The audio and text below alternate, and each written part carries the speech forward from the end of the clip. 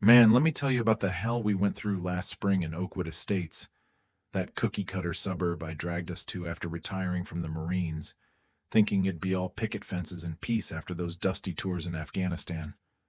But nope, it kicked off with this taped note on our door from the HOA boss, Linda Voss, demanding we ditch our dogs Max and Luna because they were scaring off buyers and tanking home values. I chuckled at first. Dogs tanking values? Come on.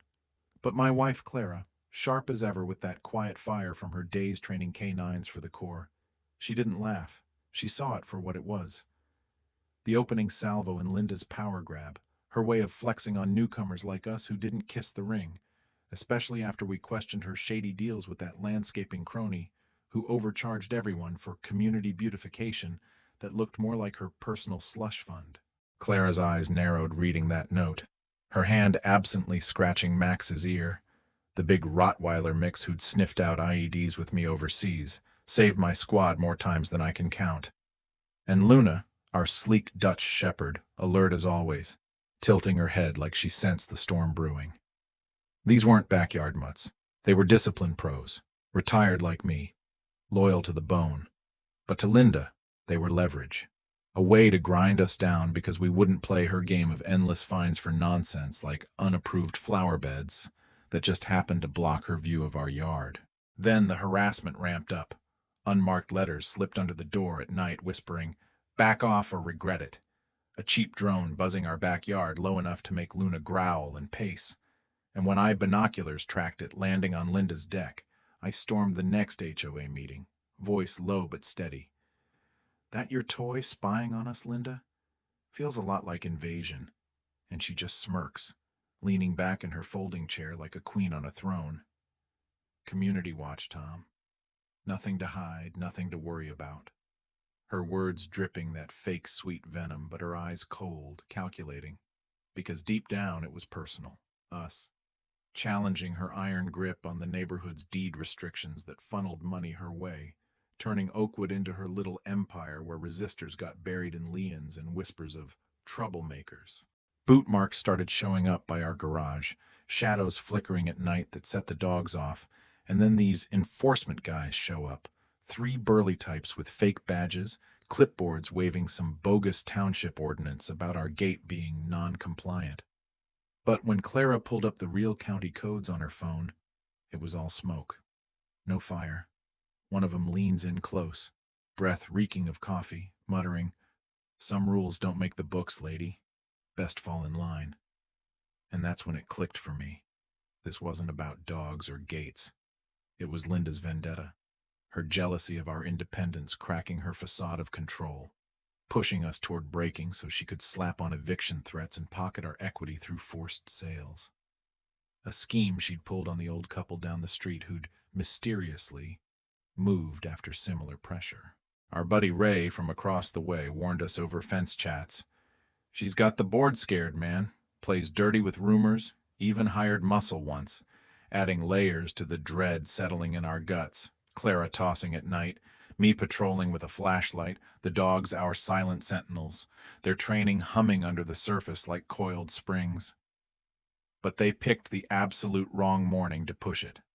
Saturday, sun shining, birds chirping, Clara out front pruning her roses in that old army tee humming softly, when Linda's crew rolls up in a black SUV, her trailing with her phone up like she's directing a bad reality show.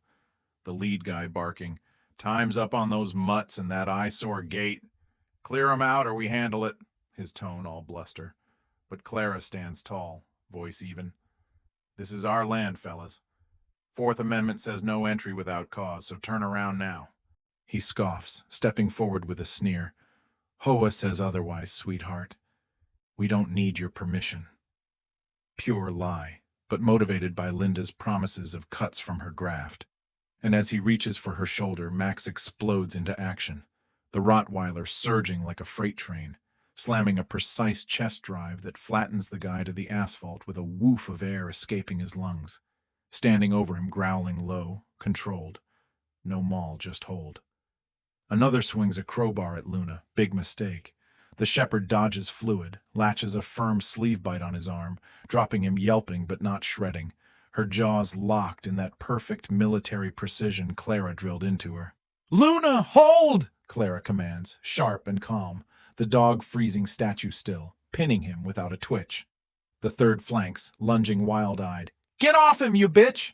But Clara snaps, "Max, drive!"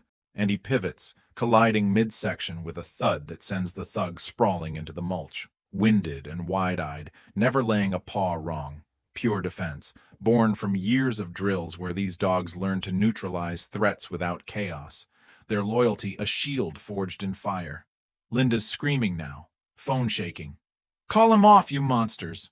Those beasts are rabid!" Her voice cracking with panic, the facade shattering as neighbors spill out, phones rolling. One yelling, "They're the trespassers! Cops incoming!" And Ray hollers, "Linda's gone too far this time." The crowd murmuring agreement, her hired goons humbled on the ground, egos bruised deeper than bodies. Clara issues, "Release!" And the dogs snap back to heel, tails wagging low, alert but serene, as if saying, "Job done, boss." While I step up, heart pounding but voice steady. "Under state law, Linda, dogs defending from assault ain't liable. You just broadcast your own felony."